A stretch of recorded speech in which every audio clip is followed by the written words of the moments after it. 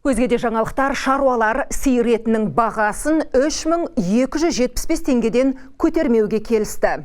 Билік пен сала өкілдері бағаны тұрақтандыру үшін осындай меморандум жасасқан. Құжатқа сәйкес мал өсірушілер ішкі нарықты бірінші орынға қояды. Яғни ет алдымен ел ішінде сатылып, тапшылыққа жол берілмеу керек.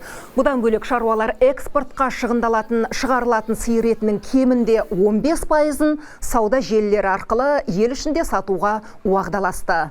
Ауыл шаруашылығы министрлігі ішкі сұраныс толық жабылған жағдайда ғана экспорт көлемін ұлғайтуға рұқсат бермек.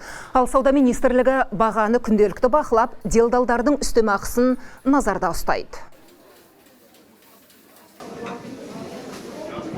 Сол меморандумда жаңағы баға келісілді 3275 теңге, 3275 теңге бір килограммына. Ол қосалқы күн салығын санамағанда.